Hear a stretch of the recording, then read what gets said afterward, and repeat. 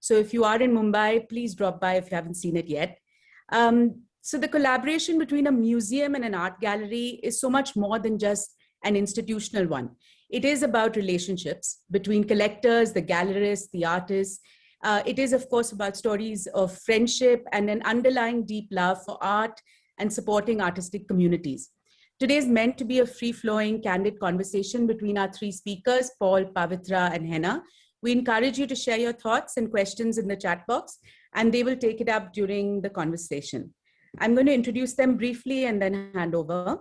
Paul Abraham is an art patron and collector of historical artifacts, modern and contemporary art, and living traditions from the Indian subcontinent. He founded Sarmaya in 2015 to foster a love for art and history and make this diverse collection accessible to all. Towards encouraging and supporting Indian art and artisans, Paul works closely with artists in indigenous art forms like Matani Pachedi, Tolu Bomalata, Mithila, and Bengal Patua. He's the artistic collaborator on a very special Sarmaya series called Isa Nama, which is in collaboration with miniature artist Manish Soni. Paul's a banker with over 35 years of experience, an advisor in IndusInd Bank. In addition, he's the president of Hinduja Foundation and on the board of Dakshina Chitra Museum and Sanctuary Asia. Paul leads Sarmaya along with his partner and brand custodian, Pavitra Rajaram. Hi, Paul. Pavitra is founder and creative director of Pavitra Rajaram Design, a multidisciplinary design firm. Pavitra is a recipient of several awards, including the Intac Urban Heritage Award, and is a 3-time winner of the prestigious AD 100. Since 2017, as brand custodian at Sarmaya, Pavitra has driven an experience-led strategy, one that focuses on innovative, immersive programming to engage younger audiences in the art, history, and culture of India. Pavitra's instinct and eye has added to and expanded the collection in exciting ways. She is the exhibition director of Shifting Selves and has led a young curatorial and design team to realize and make this show possible. Hi, Pavitra. Henna Kapadia is the founder and gallery director at Tark, a contemporary art gallery in Mumbai. At Tark, she's focused on exhibiting and engaging with art that is both process-driven and provoking. A key interest of her practice is to build close-knit communities with both artists and patrons, and to encourage thoughtful acquisitions of art. Over to you all. Thank you so much, Avehi. Thanks, Avehi. Although I vote that in future panels, Paul's biodata goes last, because to go after him is always a little bit of a sad situation. I know. He's like, yeah, I know himself. I mean, I feel embarrassed, so I'm quite happy not to have it all right. No, I think it's great, and this is a conversation I think all three of us have been looking forward to having. And when we were talking about doing this as a panel, we thought that the nicest way to do this would be to keep it as a free-flowing conversation, and we encourage everyone who's listening in to please chirp in with their questions, and we'll answer them as we go along in the conversation. And I hope it's going to be an interesting 1 hour, 45 minutes to an hour is what we have for this. So let's get going. And yeah, I think maybe we should start, Paul, with talking about really why we feel that examining this relationship between collectors and gallerists is an important one. Yeah, I know. I mean, it's something that I've felt acutely over the years. The journey of collecting. You kind of in the initial days are all over the place. You're not so sure of what you're trying to do with the collection, with the practice of collection and collecting, and also in terms of getting educated. So what I have discovered is that over the years I've built relationships with a few galleries, and this is in the context of contemporary and modern art, in the context of indigenous art, it is somewhat similar but slightly different. There I have a similar equation with a couple of gallerists, but the universe of gallerists who are, you know, specializing in that area is in itself limited, and therefore, if you're really serious, you also need to start building direct bridges with the artists. In modern contemporary, maybe contemporary, you can, but in some of the others, you don't necessarily have those connections direct with the artists. Some are not alive anymore, and some are not that accessible. So I think in the process of collecting, one of the most crucial, partnerships is the partnership with the gallerists. To my mind, the gallerist has a couple of roles. One is uh, aligning their eye with your eye and your aspirations, and creating a common kind of palette or uh, interest space. The second, I think, is also uh, playing the role of the filter, because I'm sure that there are hundreds of young artists out there, and not all of them, are able to connect with collectors. And gallerists play the role of, scouring the market and kind of selecting for you, in some senses, some of the ones which the gallerists, and that's really the beautiful thing of building the relationship, because over a period of time you realize that the trust in the gallerist grows to the point where you believe that they will showcase stuff that work for you. I think, Paul, I'm going to interrupt you for a second just to sort of ask Henna to weigh in. It's interesting when Paul is talking about sort of the gallerist as a filter, Yeah. because one of the things that I like specifically about Tark, for example, is the fact that the approach with which you filter the artists you do show and represent is somewhat different, because I feel, at Tark, there's a lot of focus and emphasis, and this obviously comes from your own personal passion, for the process of creating art. So as much as it is about representing young, new contemporary artists, I think it's also about representing artistic traditions. So, I think for me, certainly that's one of the things that I Yeah. personally really respond to at Tark. I think it's for us at Tark, it's very much about the practice. And I think a lot of what Paul was talking about in terms of galleries being kind of filters and educators. And I think also of gallerists, I think of myself as kind of a connector and kind of a community builder, because we sort of live in a time where there's so much information available to everyone, which is, it's kind of the opposite of what it used to be, where one would have to kind of scout and scour and kind of figure things out.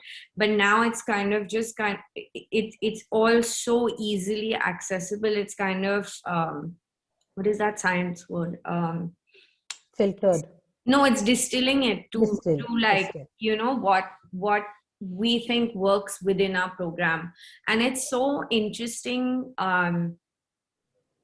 as someone who's been building the program for it's been 7 years now, and I've been building the program over the last 7 years.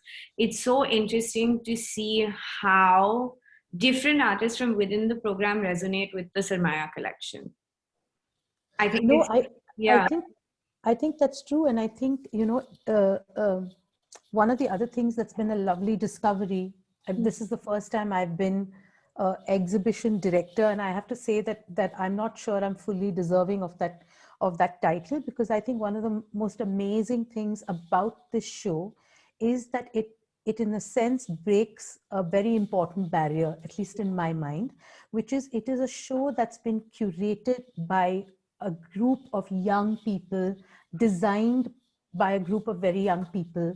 And I think that in itself is a shift away from the convention of how often things are done within this space. And I think that opening up the narrative in the sense that shifting selves, for example, I think asks more questions than it answers, and that in itself is a to me a shift in perspective that's really important, because I think at Sarmaya, certainly the philosophy at Sarmaya is that we really see ourselves as explorers. We see ourselves as Paul said at the beginning of this conversation, um, we are learning and growing. One of the exciting things about being a couple and working on something that we both love is that we are also learning and growing with each other together. And that also informs what happens at Sarmaya and what we're able to put out there. So I think what's been super exciting about this particular exhibition is that for everyone involved, it's been a process of discovery, of building relationships, of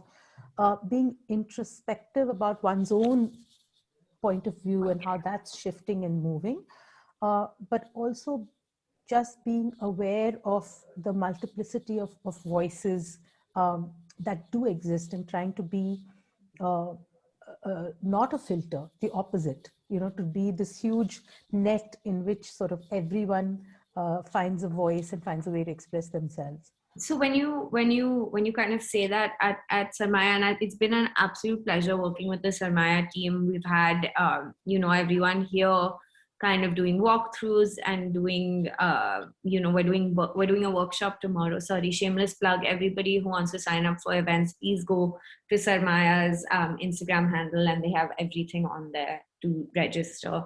But also, in addition, like, it's been so nice, and it's been such a breath of fresh air to be working with such a young curatorial team. And it's been, I think, the whole show has been so thoroughly researched. Even the objects that the team at Tark is just not familiar with, I think we've become familiar with over the last couple of weeks, just because of the interactions with the team and the research and the kind of object notes and everything that has been shared, where it's sort of coming from a similar place to Tark, wherein it's taking younger people seriously, and then those younger people kind of living up to the responsibility that one has, kind of.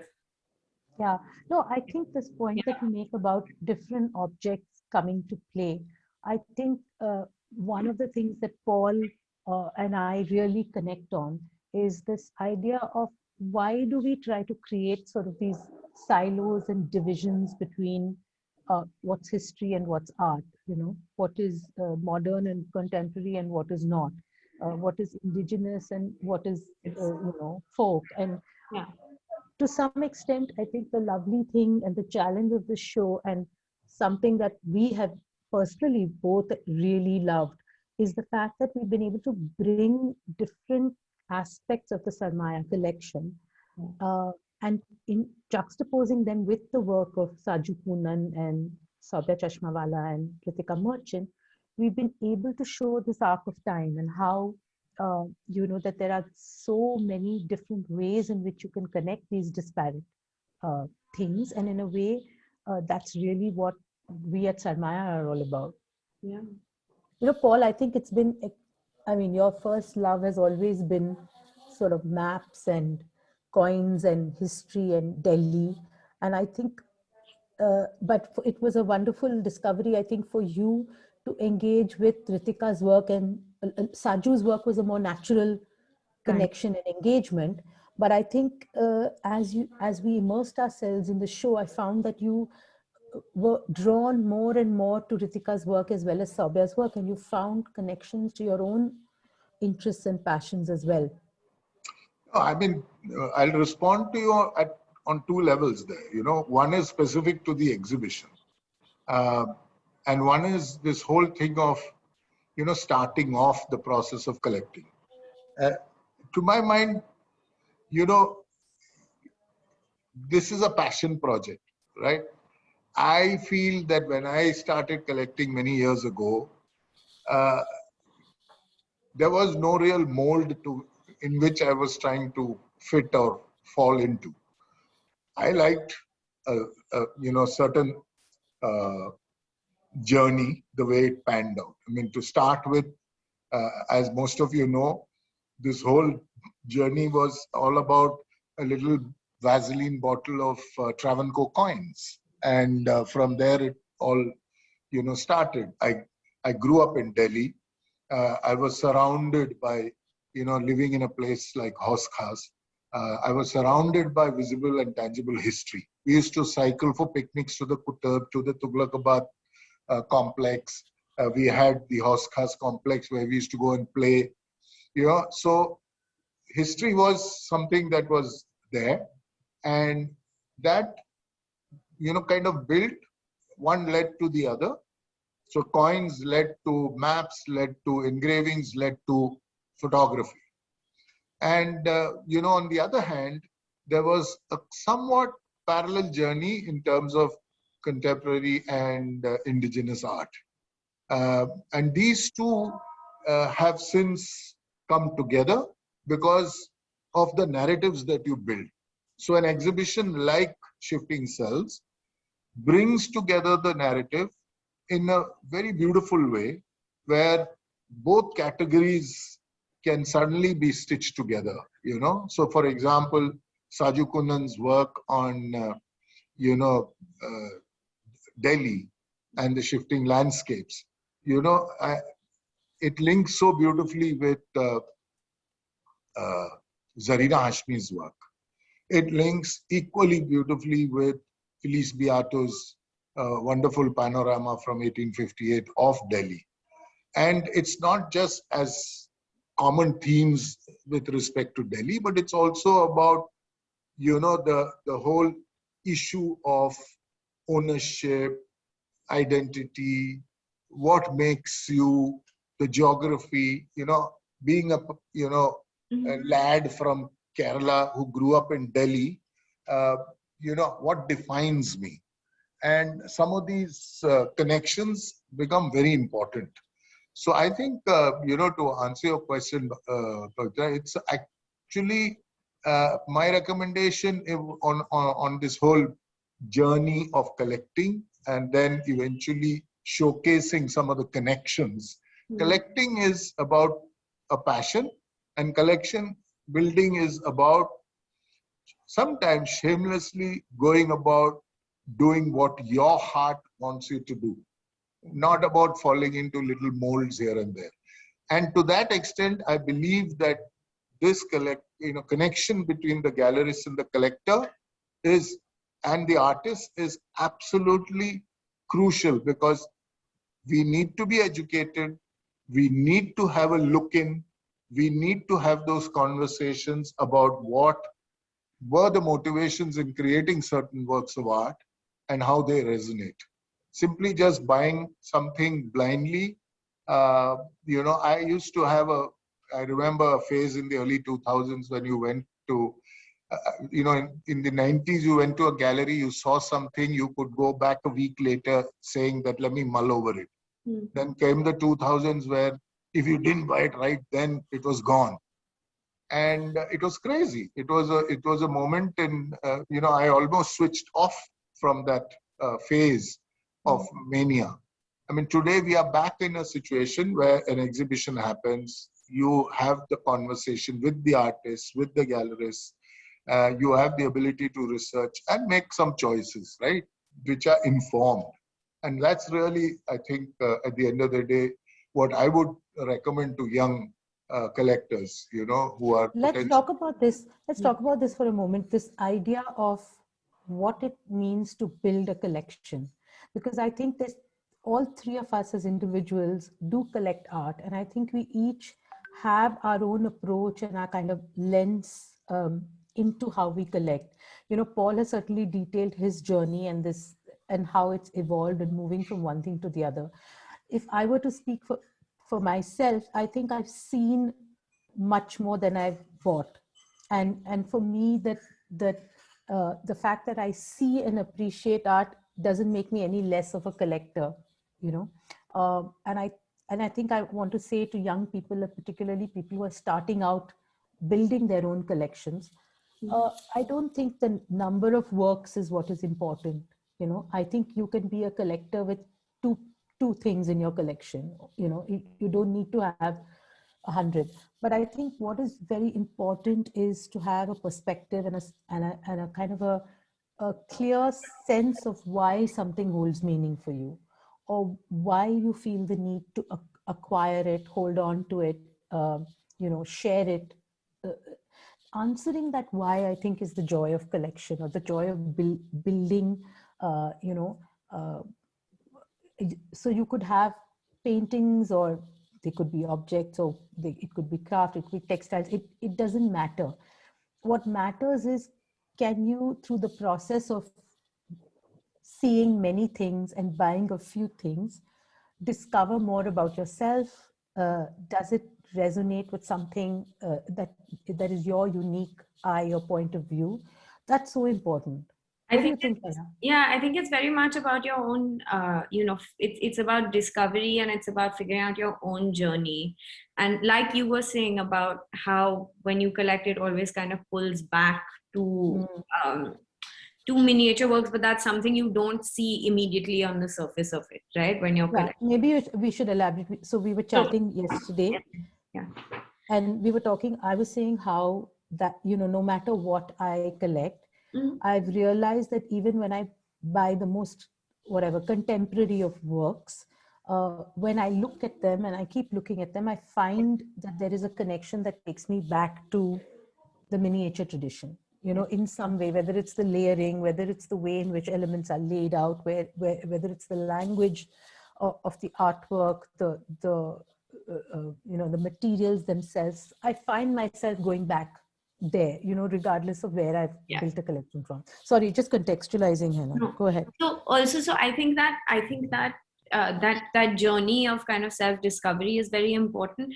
And I think the most important thing for young collectors to remember is that gallerists are here to answer your questions, and that we are, and that you should kind of feel comfortable enough, or make your, push yourself to just kind of ask a question, because what is most important for both collector and gallerist, and eventually for the artist, is that you understand what you're buying, Right. and that you understand what practice you're supporting, and you understand where it's going, and therefore eventually you come to understand things like its value, and those kind of questions.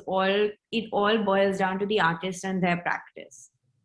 And once you are able to kind of either connect with the artist through the gallerist, if they're still around, or understand from the gallerist what the artist is working on and why, I think it tremendously adds to your kind of journey of collecting, because then you're kind of building a story off of the stories of of the artists who created the works, really.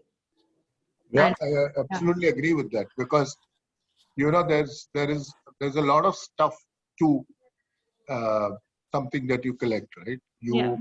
There is the complexity of the technique and the medium and the visual appeal and all of that. Mhm. But at the end of the day, I think it's also deeply about what is being communicated. And if you don't find that out, sometimes, blindly going into an acquisition is something that then ends up biting you later, because it doesn't appeal, Yeah. because you never found out what it was all about, because so even in this particular exhibition, um, you know that's the beauty of the conversation that we are trying to have. It is the thought behind each of those artists and what they did, Yeah. and why they do it, is so critical to know and understand. That's what. And Pavitra, do you find, as the brand custodian of Sarmaya, do you find that this kind of journey and this story becomes important when you're telling the story of the museum, or you're being the voice of the museum?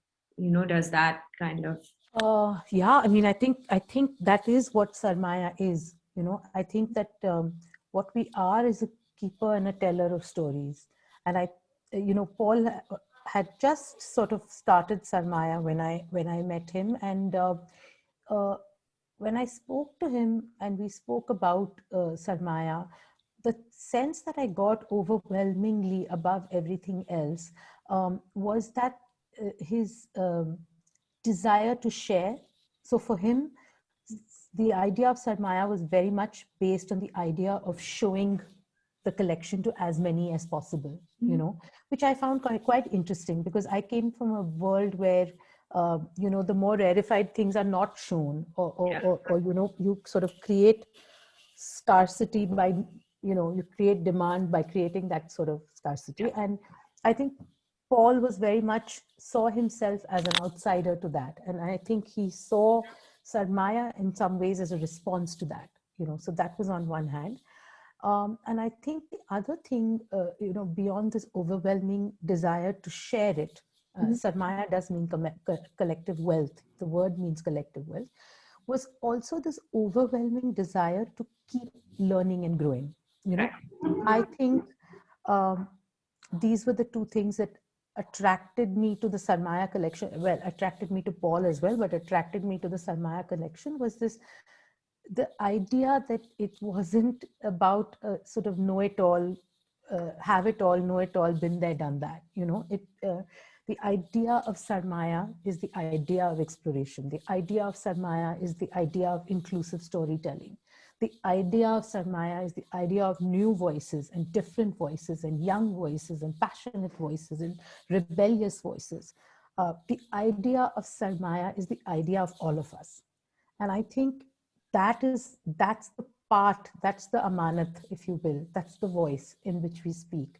So for us, it's a matter of great pride that this is a show of young artists, conceptualized and told by young curators. I mean, Shelly Mehta, who's worked on the show, Kuhu Kopariha, Diksha Ahire. These are young people with wonderfully fierce, original young voices. And I think the beauty of Sarmaya is that at a personal level, how much I've learned, you know, and how much I've grown, and how absolutely empowering it is as a 52-year-old woman to be in the presence of young feminists, you know, young voices, to be an Indian in the face of a young India, a new definition of what our independence is and what is freedom and how our identities are constructed. So if you ask me, that's what I work fiercely to protect and keep at Sarmaya, is an environment of learning and an environment of opportunity, an environment of growth. And I think that's also true of perhaps what I would like to bring to the collection as well, and my relationships with galleries. So one of the most rewarding additions to the Sarmaya collection, Hannah, has been things that you've brought to it. You know, and it was a fantastic collection. There's some beautiful, amazing pieces of contemporary art from established galleries, which are as exciting and as wonderful. But I think with Tark, the excitement was the voice. I mean, I didn't know Saubya Chashmawala at all, you know. And I remember walking into the gallery and being just transfixed. You know, it was incredible to me that calligraphy, which is something that I had seen and seen and seen, and to some extent taken for granted as an artistic form and an expression of something, to just see it in all its ferocity and its you know, just brilliance. And I mean, I'm getting goosepimples now when I think about it, you know.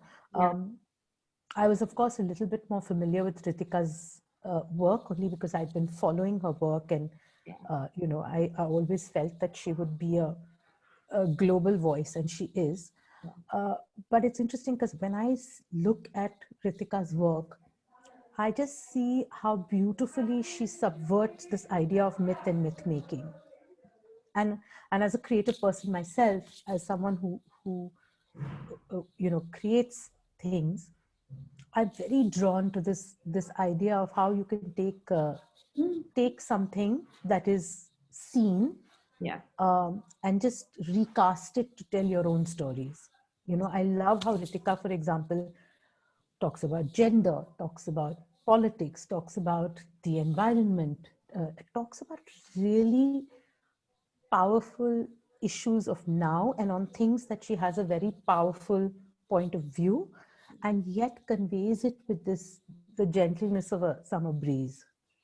I love that. I'm so in admiration of the work, and I love the fact that this young curatorial team and the young design team led by Gaurav Ogle um, have been able to visually build connections. So what we've used is not just words to tell or explain, but visually try to build those connections. So allow people to find their own way, allow people to make their own interpretations. And I think I have the best job at Sarmaya. I just have to sort of um, just keep that playing field open. And I think it's the best job. So thank you, Paul. Even though I self-appointed myself, it's a good job to have. Pavitra, there's a request for you to put your mic slightly closer to your mouth. What? I never get told I'm inaudible. I'm so impressed. Usually I'm told I'm too loud. But thank you. I'll try to sit a little bit closer. Is it better? Yeah, I think it's better. Pavitra, you want to also talk about the other artists being showcased and their connections into this? So Dhruvi Of course. and Of course. Shakuntala, and yeah. Yeah, absolutely. Let me actually orient it back to the Sarmaya collection and say that, one of the things, there are many things I learned from Paul. And I was sort of exposed to many things that I had no idea about. Coins, for example, um, which I'm now absolutely fascinated by.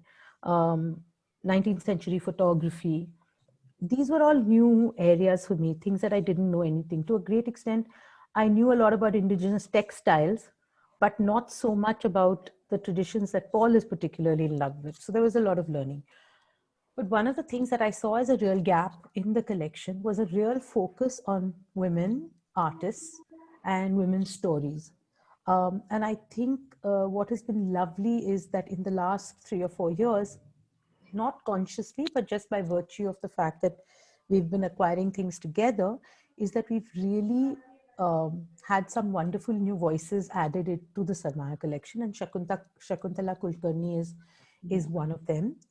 So that work was actually acquired from Kimold, which is the gallery, and Shireen Gandhi is a gallerist who needs absolutely no introduction, and someone I have a great deal of respect and admiration and a friendship with.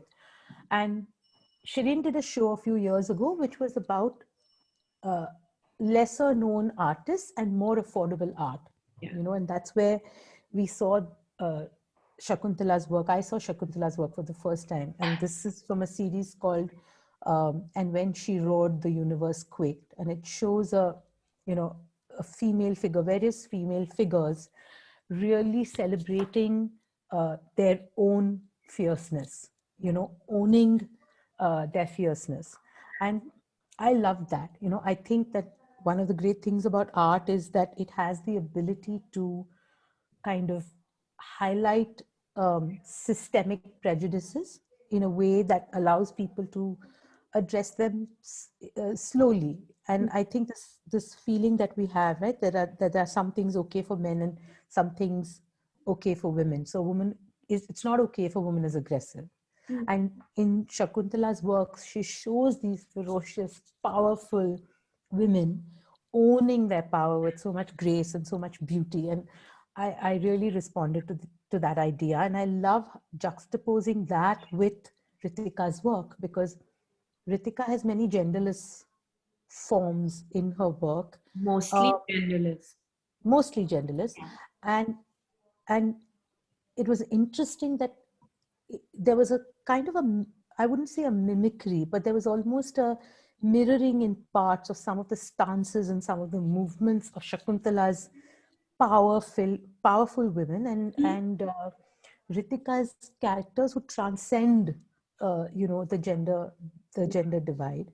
And then there was also Dhruvi Acharya, who's an artist whose work I've loved for many, many years. I think many people know the story that when I received the traditional gift of jewelry for when I had a baby, I chose to buy Dhruvi's work instead of jewelry, and I have never regretted that. And that's a long collecting journey of over gosh, 20 years of collecting Dhruvi's works. But that brings me to another interesting point.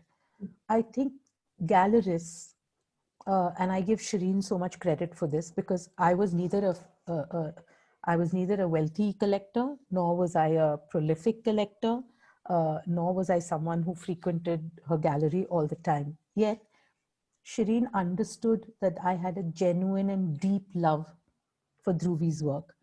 And one of the things that she always did unfailingly was let me know when there was a Dhruvi show and let me know well in advance.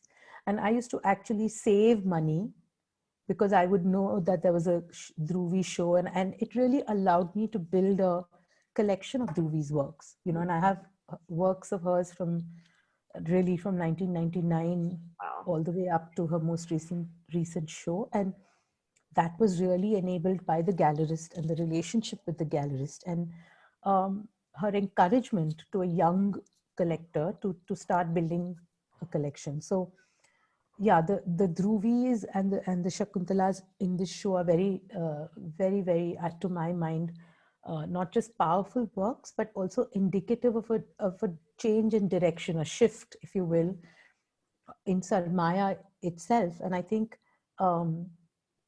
it's lovely because Paul has mirrored that in many ways by educating me about the work of many indigenous women artists that I didn't really know. So works by people like Ladubai, works by Jyoti Karn and Moti Karn, especially in the area of indigenous work. I've seen a lot more and been exposed to a lot more work by women artists that I find equally powerful and moving in many of the same ways. So yeah, I'm very happy that we have more women represented in the collection. And Paul, how do you feel about it? How do you feel about the way in which the Sarmaya collection is changing? And while you... I'll quickly respond to that, and I see there are a couple of questions on the chat. There's certainly one from Asad. Asad, give me a second. I think I think to answer your question, Pavitra, I really have loved the shift. I also, it's less about just being the supportive of a feminist portfolio, so to speak, but it's also been more about the powerful storytelling that they've brought to the table. Yeah. And I think that's really been something of late. One of the things that I have seen, maybe also because I'm now consciously seeing, is the fact that the women artists have come of their own in many ways, so they are doing really strong stuff. They're not getting, worried about the overarching patriarchy around, they are making their statements really powerfully. And, it's not just the few iconic seniors, it's across the board. There's a huge shift that's happening. And so I think it's great to be part of this journey. Maybe I came a little late to the party, so to speak. But yes, I see Tark often showcasing, and I don't know, Hina, if that's by design or accident, but I don't think it's not accident, but it's not design either. I think it's just more about I don't think I look at it's more about the work, and if it's a woman's work that speaks to us, it's about her work, and if it's a man's work that speaks to us, it's about his. And then what's also interesting is we work with a couple of artists who are non-binary, and that's also very interesting because it really just kind of boils down to the work. And I think it's very exciting to see then how those issues of gender are kind of discussed by different people through their work. So whether it's like whether it's Ritika using genderless figures, whether it's Sobhya using photographs of herself or historical pictures, or it's someone like Vishwa Shroff using domesticity, which is a very kind of feminine thing in stark kind of contrast with architecture, which is kind of one of the most masculine practices out there. I think it's just very interesting to see the question of gender, but I also want to kind of touch upon how what you were saying about building this relationship with Shireen or building a relationship with Tal. For us, it's always been about building community, whether it's building community with collectors, whether it's building community with people who love art, or it's building community with our artists. I don't know how many people know this, but we do a workshop with our artists once a year where they kind of come together and hate on me, but also kind of come together and we talk about issues that are kind of pertinent to everyone's practice and how they kind of make work or how they do boring stuff like archiving and things like that. Sorry, Komal, I know you're listening. But looking at those aspects of their practice, so that community building and kind of and sort of seeing one's practice as holistic. So not seeing it as, oh, I only do this, and not siloing oneself into one type of artwork. So kind of allowing experimentation and freedom and those kind of things. So that's a good point at which to pick on Asad's question. Yeah, because Asad is saying that, one is, of course, COVID has taught him one thing, and that's less is more. And the second thing is, of course, the joy he does get on a daily basis, living with something that he's acquired and which worked for him. And he wants to know how each of us feels what COVID has done to both the, gallery, collecting, artist journeys. Do you want to go first, Hena? I think in terms of artist journey, I think everyone is still kind of very much in it. We're still too in COVID to understand what the final kind of outcome will be. But I know for the gallery world and to some extent for the museum world, it's made digitization very important. Right. And for Sarmaya, which is primarily a digital museum, I think it's very interesting that that now we are sort of faced with the same kind of question of is digital going to replace the physical? And I think the answer to that question is that the physical will always remain. It's like books. The digital just kind of increases your access and increases your ability for knowledge.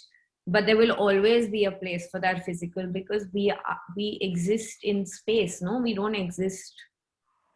Well, for now we exist here, but we don't exist only here. No? We're sitting in our hotel and in our home and in our gallery. And I think those spaces are important. And I think so, Asad, to your point, I will give a true gallerist answer, which is that you will always need the physical thing, and Fiha will be very happy that she inherits them eventually.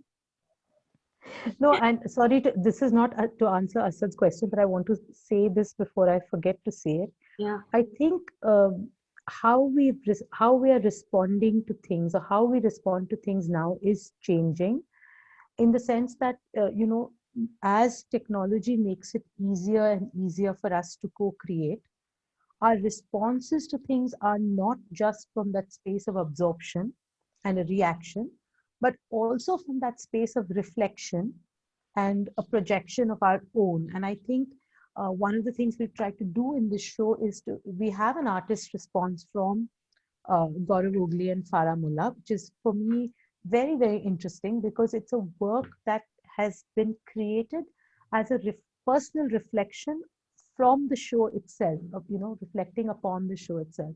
And I think that we're going to see more and more of this, because the fact is that with more and more of us wanting to be co-creators, and today the digital age makes it easy for you to co-create, right? So whether you're an influencer, or whether you're reposting something, or whether you're making a meme, or whether you're, injecting yourself or taking a selfie, or, this desire to put ourselves at the center of what we experience is something that's happening all over the world, and we'll see that in art more and more and more.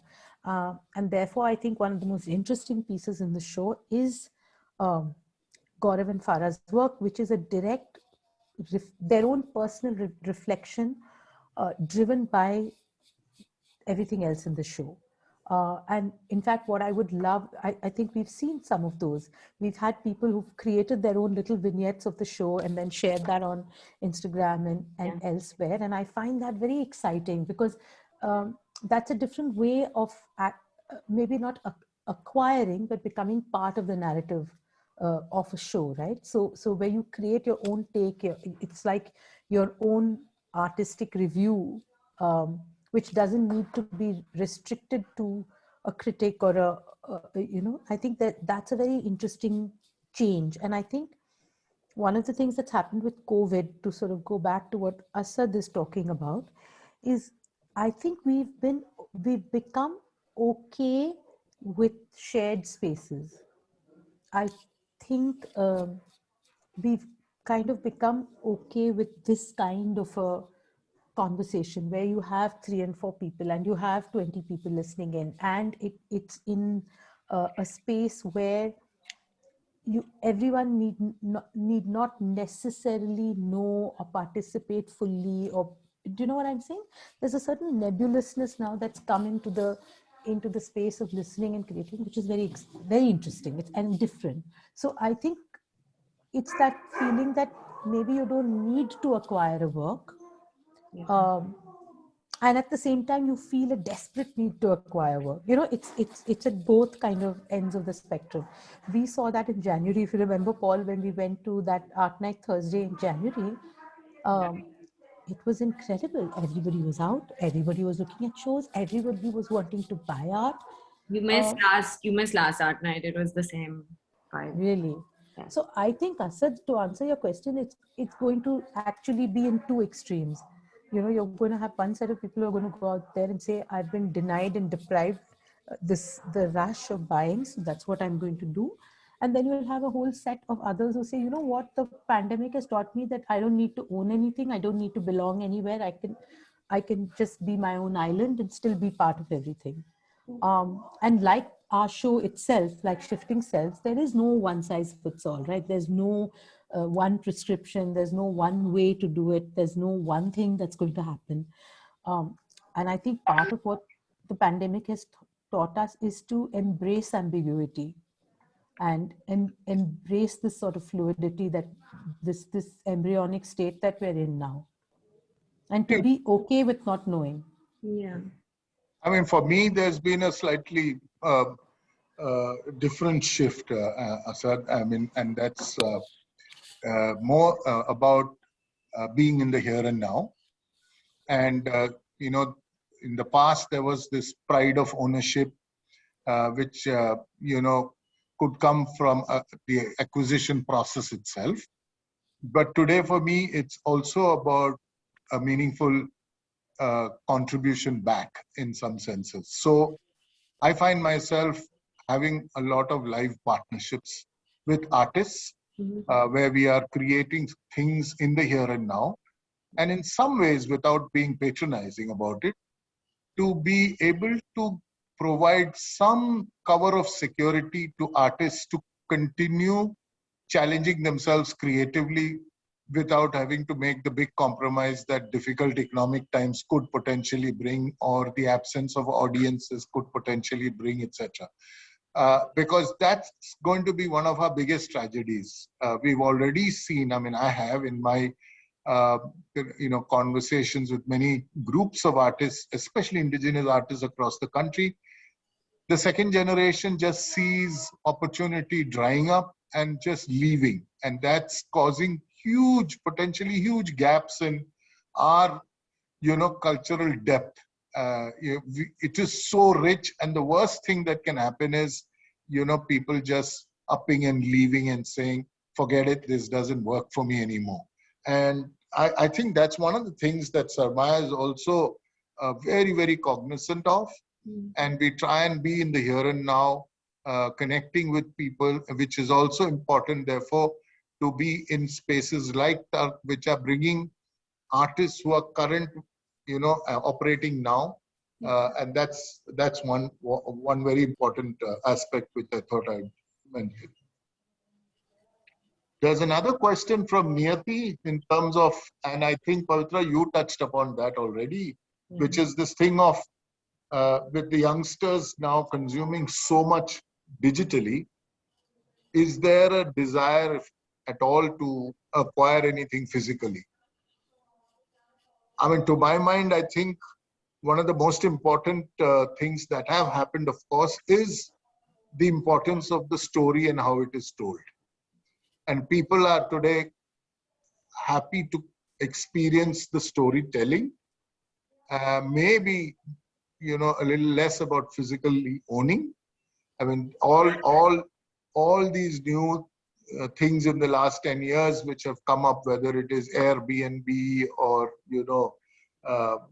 Ola, all are about consuming spare resources which were lying waste or lying empty, right? So in a sense, it's great because instead of just going on creating and carrying on with the way we've been consuming, it's about trying to be a little more mindful about how we consume. So I think the flip side of the over availability of images digitally is that, well, sometimes, and we get this a lot, is, oh, I've seen the whole show on Instagram. well, And that's a kind of, and it's not a problem, but it's something we have to contend with, or it's something that we have to kind of figure out how much is too much, but also still make it accessible to as many people as possible. And it's something that I think the Instagram never does it justice. And I think kind of going and seeing the work is something that will leave you in awe, Niyati, if you go and see it in a museum. No, and I think to Niyati's point, I must say that bringing it back to the experience of putting the show together, I think that was one difference between the older folks. I mean, Paul, me, Henna, I'm upgrading you by a few decades. Was interestingly, for us, we were less is more, and but certainly Henna and I kept reducing things. And yes, I do think young people have had the opportunity to rely on visual stimuli far in excess of, say, us who had to go looking for it in a particular way. But I think that's why shows like this that are created in a collaborative way with young people and so I guess what I'm trying to say is that the experience of the show is not just on the outside, not just the people who come to view the show, but the experience of the show is also on the inside. What happens to us in the process of creating and putting a show together like this, and therefore what do we take back with us into the world at large. And I think one of the things that has been immensely amazing and gratifying to see is just how young people, even at Sarmaya, have fallen in love with a particular object, or who have kind of just become so attached to one particular thing. And I think the most amazing thing was, through the making of the show, by the end of it, everybody had tried to acquire Saubya's work from Henna. I think there was success all around. I don't think we there was. And I think that brings, before we wrap, I want to bring up one very, very important thing, which is affordability in art. And I think, Henna, I have so much admiration for you, because I think that this is something that you as a young gallerist and Tark as a young gallery are really conscious about. And I think this is something that is a game changer that you brought to the landscape. I don't know if people know this, but ironically, Paul and I, we didn't know each other. We didn't meet till 30 years later, but we bought, the first painting we each bought was from the same show in Chennai, and it was the same artist. It was really? Badri Narayan. Yeah, it was a Badri. Of course, I have one Badri and Paul has now 30 or 40, so that's a different story. But I remember when I bought that Badri, it was about 600 rupees or something like that. It was affordable. I could, buy a painting. And it's so important. It's so absolutely important for art to be accessible to young people and young collectors, because that ecosystem, every generation has its own ecosystem. And if you're not able to buy and support young artists as a young collector, then there's something wrong in that story. And I think what you do, I have so much, and I think you're an important voice on the landscape. Like I think Sanmaya is an important voice for many of the same reasons. Yeah. Is that if we can create a more even playing field, if we can include more voices, if we can remove some of the elitism around who gets to tell a story or who gets to ask questions or who gets to answer questions, I mean, why the hell not? At the end of the day, we're all outsiders, right? I mean, Paul is the little boy from Kerala who grew up in Delhi. I'm the small town girl from Bangalore who, is fascinated with the Mughals. We each have our own stories of how we are outsiders. And I think the beauty of places like Sarmaya, the beauty of places like Tark, and I think the absolute beauty of a show like Shifting Selves is really to say that, look, we're all outsiders here. And that's what makes us a community. The fact that we can share our vulnerabilities and we can ask our questions without fear of judgment, without fear of, and we can also devise our own answers. In fact, Pavitra, there is a specific question which says, give us a sample of some of the ideas discussed in the making of the Sarmaya Tark show. But I want to know who the anonymous attendee is. I find that more interesting than the question itself. You have 25 options. Anonymous attendees. Give a sample of some of the ideas discussed in the making of the talk show. Yeah. Okay. Certainly, and let me contextualize it to the artist. So when we were working with Saju's work, for example, one of the ideas we really examined is this our connection to the land and to geography, and how our unique place in this moment is governed as much by the geography of our experiences as it is by our own personal history, and how that in some ways the journey that we take individually, the journeys of migration, the various migratory journeys that we take, the losses through those journeys, how do they affect us, how do they change us? And we felt that at a time like this, during COVID, where home, the concept of home has become central and also nebulous, right? That was an important. So this idea of geography, our own personal geographies, our metaphysical geographies, and how they intersect with our histories, personal, political, that was certainly one of the ideas we explored. In the context of Saubya's work, we explored ideas of power and powerlessness, and it was very interesting to do that through the numismatics collection, because while there is, of course, the calligraphy on the coins and the calligraphy in Saubya's work, I think it's the underlying connection that we all thought was very exciting and something we wanted to talk about. How the same iconography, the same symbolism could either have complete meaning or no meaning. Among the coins we show, for example, are two coins issued by namesakes. The first is by Aurangzeb, who was Alamgir the First, and he actually had the kalima, or the invocation to Allah, removed from the face of the coin because it would fall into the hands of the non-believers or kafirs and therefore be defiled. And it was his namesake, Alamgir the Second, who was Shah Alam Baba? Who was No, Alamgir? Alamgir the second. Was really Alamgir. What was his They all had, I'll give nickname? you the full name, finish the story. He reintroduced the kalima onto the coin.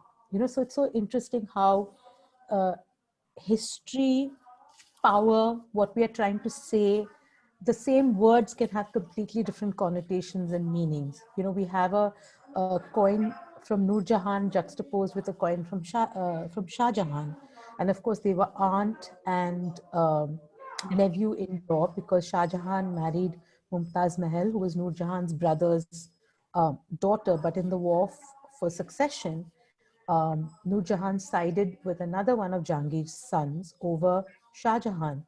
So although Nur Jahan was the only woman in the Mughal pantheon to issue coinage, when Shah Jahan came to power, he actually had all those coins hunted down and melted.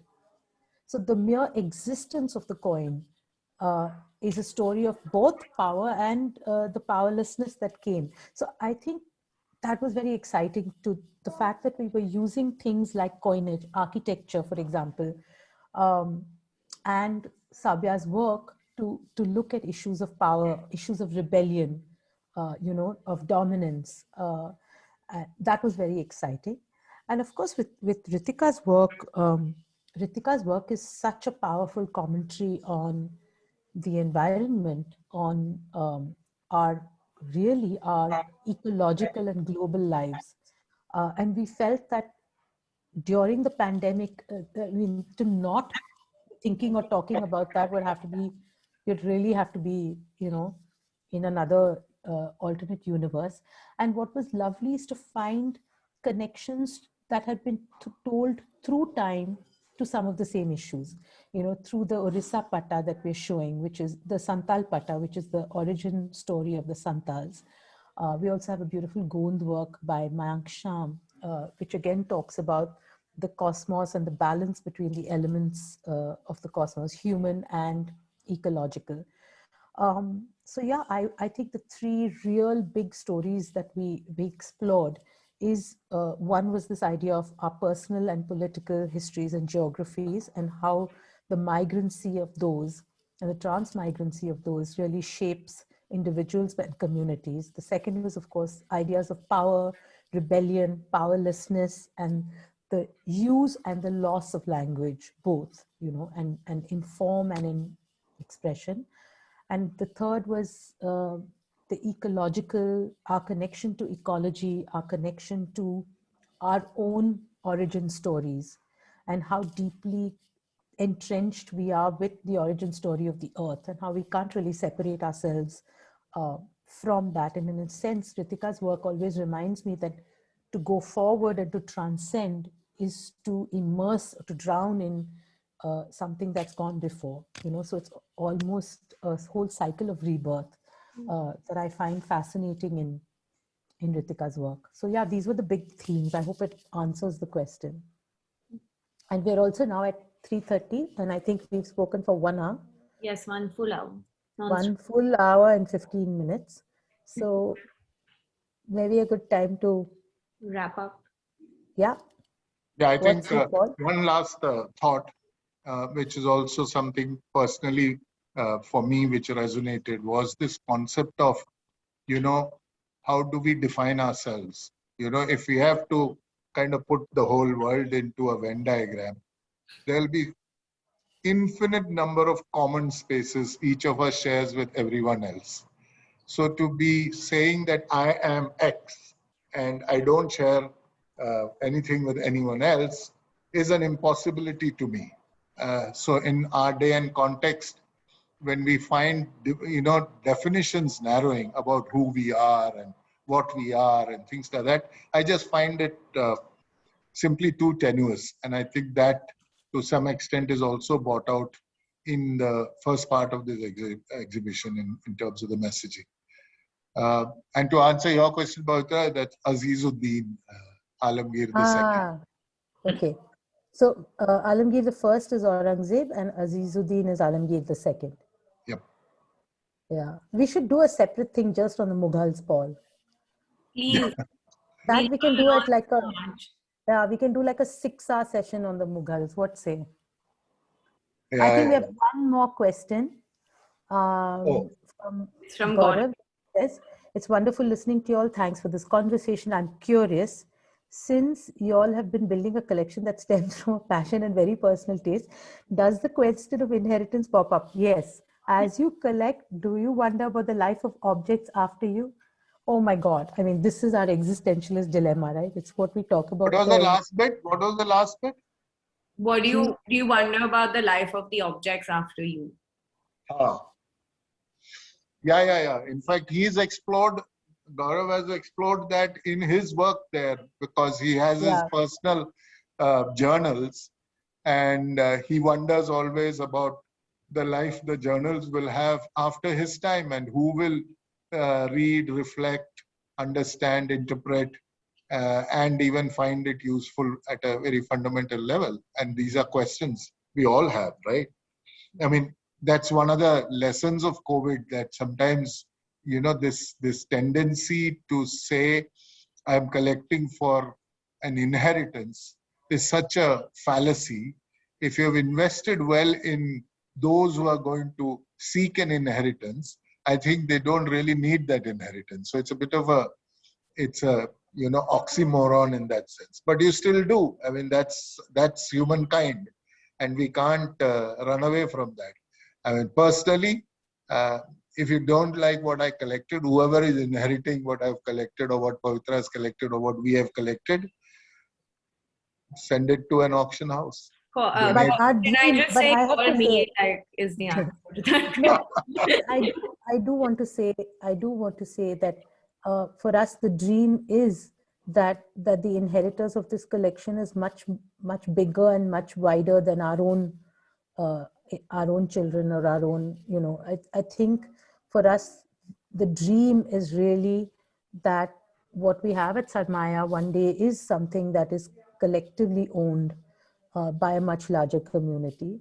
And whether that is owned in the physicality of the object or whether that's owned through the stories, the myths, the ideas, the experiences, the moments that we're able to create through time, um, it doesn't really matter.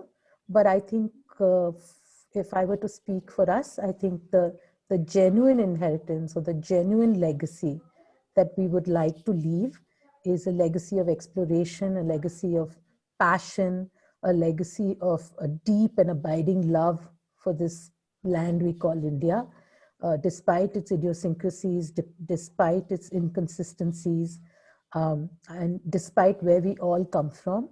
I think our legacy is that it's a legacy of being the eternal traveler, the eternal learner, and to be able to share that eternally. I think it's what brings all of us together. It's what brought Paul and me together. It's what brought us to you, Henna. I think it's what brings the team at Sarmaya to us, the listeners, the friends, the communities we build. To my mind, that legacy far outweighs any physical object we could or couldn't leave. And that will also far outlive us, I hope. Yeah. On that note, I think, Yeah. Avi, are you there? He has left. No. I am. Thank you. I think that was really interesting and exciting, and I was pretty engrossed throughout, even though these are some of the stories I have heard over time at Sarmaya. Thank you all. Thank you, Henna. And just sort of a shout out to, if you are in Mumbai and would like to drop by our show, if you haven't seen it yet, it's on at Tark till August 28th. Thank you, Paul, Pavitra, and Henna. And I am forever competitive. So I'm going to compete and be the first one to wish my husband a very happy anniversary. Happy anniversary, Baba. Jan. I beat you to it. That's cheating. You're one day early, like it's not allowed. So what? I'm also more enthused.